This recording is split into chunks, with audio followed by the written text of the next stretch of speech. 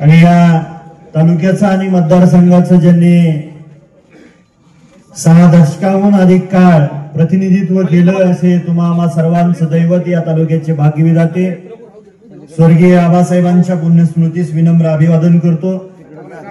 आज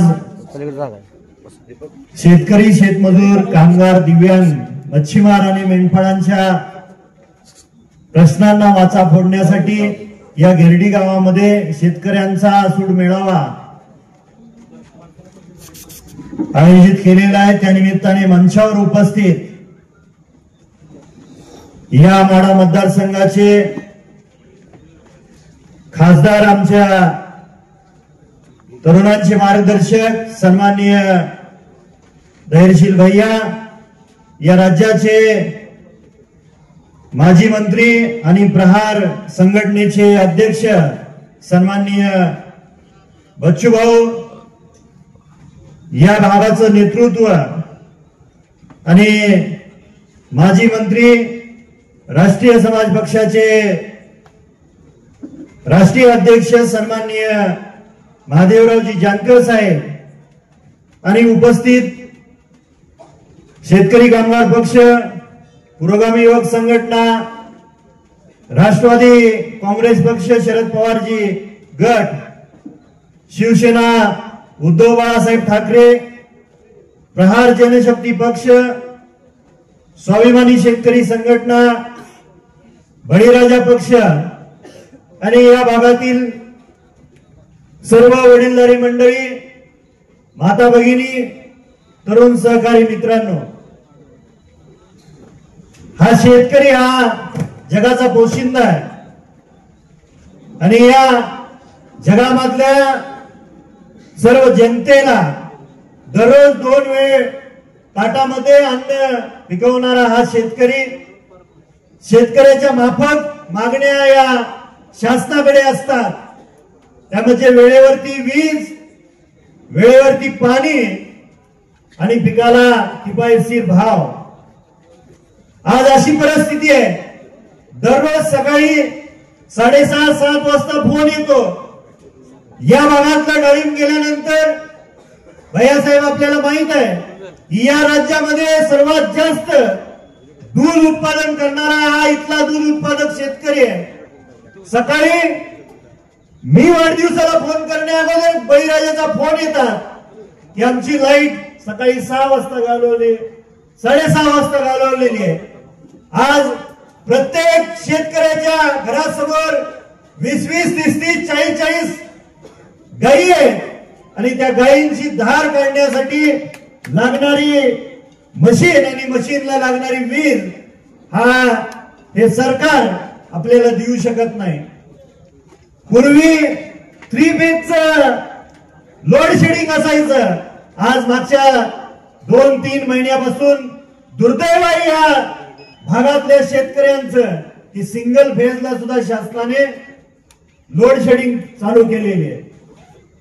या तालुक्यामध्ये प्रतिनिधित्व करत असताना स्वर्गीय आबासाहेबांनी तुम्हा सर्वांना सोबत घेऊन 30 वर्ष पाणी परिषदा केल्या आणि आज या तालुक्यातला आणि या भागातला 70% क्षेत्र हे पाण्याखाली, ओढीच्याखाली आलेलं आहे। पण आज पाणी, हक्काचं पाणी मागताना आज आम्हाला प्रत्येक वेळी मागणी करावी लागते। निश्चितपणे सरकारने याची दखल घेणं गरजेचं आहे। शेतकरी शेतामध्ये पीक पिकवतात, आज मक्याचा भाव असेल, आज बाजरीचा भाव असेल, डाळिंबाचं पीक घेतल्यानंतर त्याला मिळणारा भाव असेल, हे शासनाने हमीभाव ठरवून दिलेले। पण आज या भागामध्ये बाजरी आणि मक्याचं पीक जास्तीत जास्त घेतलं जातं। फेडरेशन कडून त्या मक्याला या ठिकाणी खरेदी करण्यासाठी केंद्र देण्यात येत नाही। शासन काय सांगते, अधिकारी काय सांगताय की ऑनलाईन मध्ये या मायबाप शेतकऱ्यांची त्या मक्याची पिकेची नोंदणी नाही। माझा बळीराजा हा अजूनही ग्रामीण भागातला बळीराजा सुशिक्षित असला तरी त्याला मोबाईल चालवता येत नाही। पण शासनाने निदान संवेदनशील होऊन या बळीराजाची हाक ऐकणं गरजेचं आहे। या भागातल्या गोरगरीब शेतकऱ्यांना न्याय द्यायचा असेल तर फेडरेशननी मक्याच्या खरेदीसाठी या भागामध्ये केंद्र देणं गरजेचं आहे. बाजरीची तीच परिस्थिती आहे. आज मागच्या 3-4 वर्षापासून या तालुक्यातलं डाळिंबाचं क्षेत्र अडचणीत आलं आणि डाळिंबाचं क्षेत्र अडचणीत आल्यानंतर दरवर्षी स्वर्गीय आबासाहेब विधान भवनामध्ये प्रश्न मांडून शेतकऱ्यांना डाळिंब बागायतदारांना अनुदान द्यायचे. मागच्या 5 वर्षामध्ये ते अनुदान मिळालेलं नाही. आज ही शेतकरी डाळिंब शेतकरी अडचणीत आहे. माझे आपल्या पत्रकारांच्या माध्यमातून या शासनाला विनंती आहे की आज माझा या भागातला शेतकरी जो युरोपची बाजारपेठ काबीज करणारा हा कष्टकरी वर्ग आहे त्याच्या डाळिंबाला आज भाव नाही. तुमच्या माध्यमातून या शासनाच्या माध्यमातून त्या शेतकऱ्यांना न्याय मिळणं गरजेचं आहे.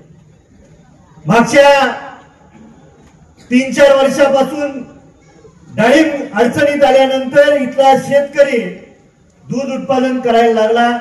आज दुधाचे भाव स्थिर नाहीत. मागच्या काही वर्षांमध्ये दुधाचे भाव वाढले. इथल्या शेतकऱ्यांनी कर्ज काढून गायी विकत घेतल्या आणि पुढच्या 3-4 महिन्यामध्ये दुधाचे भाव पडले. निश्चितपणे आपण सर्वजण या ठिकाणी सर्व सन्माननीय लोक पुढारी नेते मंडळी एकत्रित आलो. एवढा मेळावा हा आक्रोश मोर्चा काढून आपल्याला चालणार नाही. इथल्या मायबाप जनतेला आपल्याला न्याय देणं गरजेचं आहे. त्याचबरोबर बरेचसे कामगारांचे प्रश्न आहेत, दिव्यांगांचे प्रश्न आहेत, मेंढपाळांचे प्रश्न आहेत. माझ्या नंतरची सर्व नेते मंडळी त्याच्यावरती चांगल्या पद्धतीने बोलतील. निश्चितपणे बच्चूभाऊ आणि जानकर साहेब आम्ही आपल्या सोबत आहोत. आपण अशाच पद्धतीने या राज्याचं नेतृत्व करावं एवढीच या तालुक्याच्या वतीनं विनंती करतो आणि थांबतो. जय हिंद, जय महाराष्ट्र. धन्यवाद देशमुख साहेब. जनमत सबस्क्राईब करा, लाईक करा, शेअर करा. आपल्या हक्काचं आपलं न्यूज.